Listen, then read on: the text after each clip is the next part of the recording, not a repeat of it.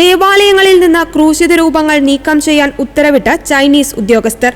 ക്രിസ്തുവിന്റെയും പരിശുദ്ധ കന്യകാമറിയത്തിന്റെയും ചിത്രങ്ങൾക്കു പകരം president Xi ജിൻപിങ്ങിന്റെ ചിത്രം ഉൾപ്പെടുത്തിയതായും റിപ്പോർട്ടിൽ പറയുന്നു.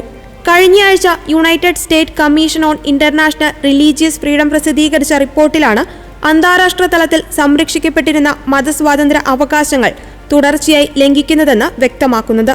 ചൈനീസ് കമ്മ്യൂണിസ്റ്റ് പാർട്ടി കത്തോലിക്ക സഭയുടെയും അതിന്റെ അതിർത്തിക്കുള്ളിലെ മറ്റു മതവിശ്വാസങ്ങളുടെയും മേൽ സമ്പൂർണ്ണ നിയന്ത്രണം ചെലുത്താനും അതിന്റെ രാഷ്ട്രീയവും നയപരവുമായ അജണ്ടയ്ക്ക് വിരുദ്ധമെന്ന് പാർട്ടി കരുതുന്ന മതഘടകങ്ങളെ നിർബന്ധിതമായി ഉന്മൂലനം ചെയ്യുവാനും ശ്രമിക്കുന്നുവെന്ന് പുതിയ റിപ്പോർട്ടിൽ വെളിപ്പെടുത്തുന്നു.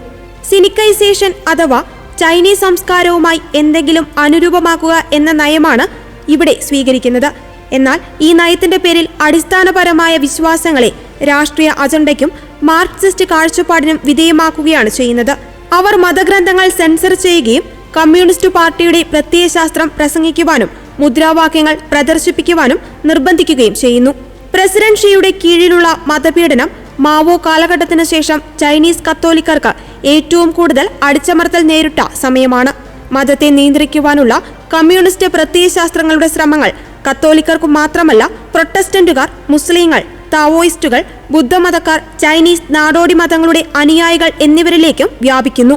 കൂടാതെ പുതിയ ഫലൂൺ ഗോങ് മതപ്രസ്ഥാനത്തെയും ചൈനീസ് ഉദ്യോഗസ്ഥർ അടിച്ചമർത്തുകയാണ്.